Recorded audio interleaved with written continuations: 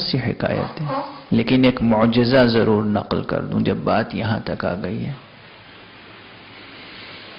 بعد پیغمبر، یعنی جب پیغمبر نے ظاہری طور پہ اس دنیا سے پردہ فرما لیا، تو جو نزاع مسلمانوں میں ہے اب تک وہ معلوم ہے کیا ہے؟ اپنے وقت کے مدعی نے ایک مرتبہ امیر المومنین علی ابن ابی طالب علیہ الصلاۃ والسلام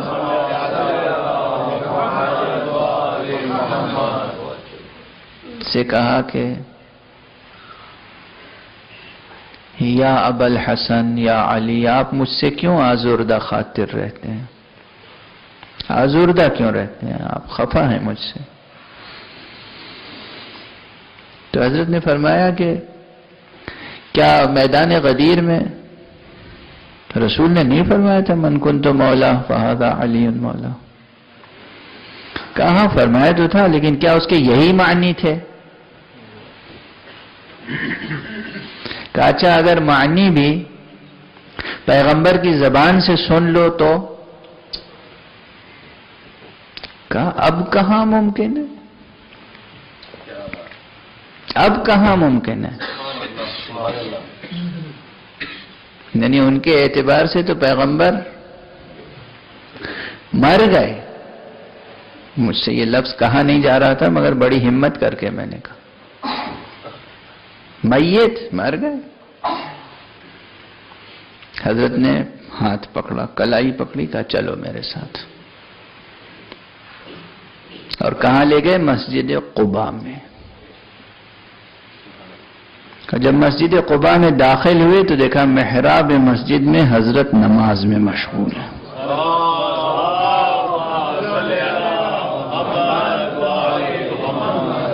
رسول اللہ صلی اللہ علیہ وآلہ وسلم نماز میں مشغول۔ اب ظاہر ہے کیا کیفیت ہوئی ہوگی؟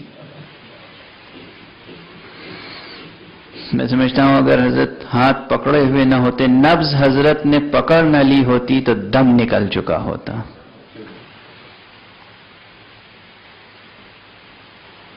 بیٹھ گئے اور اس کے بعد حضرت نے نماز ختم کی، پلٹ کے دیکھا اور خود حضرت نے فرمایا خطاب کر کے مدعی سے، کیا میں نے نہیں کہا تھا من کنت مولا فہذا علی مولا؟ کیا اس کا یہ تقاضا نہیں تھا کہ میرے بعد تم علی کی بیعت کرتے، علی کی امارت و امامت و مولائیت قبول کرتے؟ لرز کے رہ گئے، توبہ کی، استغفار کیا، عہد کیا، یا علی میں ابھی آپ کے حق میں دستبردار ہو جاؤں گا۔ علی مسکرائے، واپس مدینے کی طرف آئے۔ قباء و مدینہ اس زمانے میں دو الگ الگ جگہیں تھیں، معلوم ہے نا، فاصلہ تھا، بیچ میں آبادی میں نہیں تھی۔ جیسے ہی مدینے میں داخل ہوئے ایک مدعی کی ملاقات دوسرے مدعی سے ہوئی، دیکھا چہرہ متغیر ہے، یہ کیفیت کیا ہے؟ دیکھیے یہ مائک ساتھ چھوڑ دیتا ہے آپ کا، اس میں میرا کوئی قصور نہیں، اسے اس میں لگا۔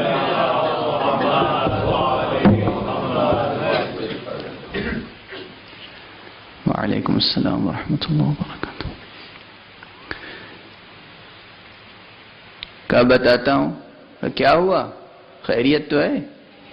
میں بتاتا ہوں۔ بس مولا پھر مسکرائے، وہ اپنے گھر میں تشریف لے گئے، گفتگو ہوئی، تو جب سارا واقعہ سنا، اللہ اکبر استغفر اللہ ربی تو تبصرہ یہ کیا کہ ابھی تک تم بنی ہاشم کے سحر کو نہیں سمجھ سکے۔ معجزے کو سحر کہنا کفر نہیں ہے تو کیا ہے؟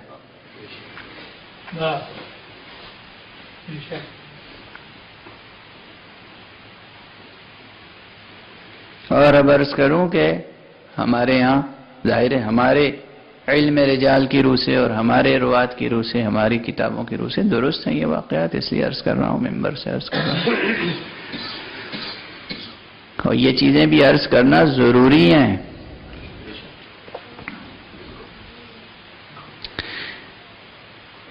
امیر المومنین علیہ الصلوۃ والسلام کا دور گزر گیا، امام حسن کا دور گزر گیا، امام حسین کا دور آیا. اب ظاہر نسلیں آگے بڑھیں تو کچھ حضرات نے یہ واقعہ جو سنا تو آئے امام حسین علیہ السلام کے پاس اور کہا کہ یبن رسول اللہ، فرزند رسول، ہم آپ سے ایک روایت پوچھنے آئے ہیں، دریافت کرنے آئے، کیا یہ روایت درست ہے؟ تو آپ نے قبل اس کے کہ وہ پوچھتے کہا تم وہ روایت پوچھنا چاہتے ہو مسجد قباء سے متعلق؟ کہا ہاں. کہا کہ آج میں دکھا دوں تم کو وہ روایت. توجہ ہے. اور بعین پھر یہی واقعہ امام حسین کا دور گزرا، امام زین العابدین علیہ السلام کا دور گزرا، امام محمد باقر علیہ السلام کا دور گزرا، امام جعفر صادق علیہ السلام کا.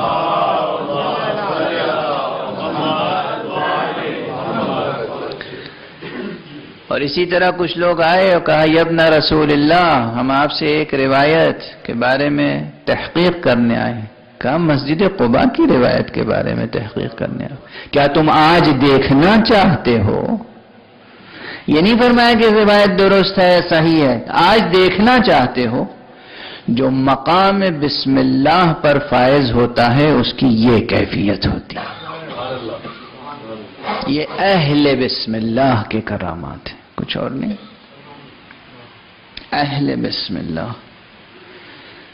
کہ جو ایک بسم اللہ سے وہ کام لیتا ہے جو حضرت حق سبحانہ و تعالی حرف کن سے کام لیتا ہے. آج شب ولادت امام حسن مجتبی علیہ السلام ہے.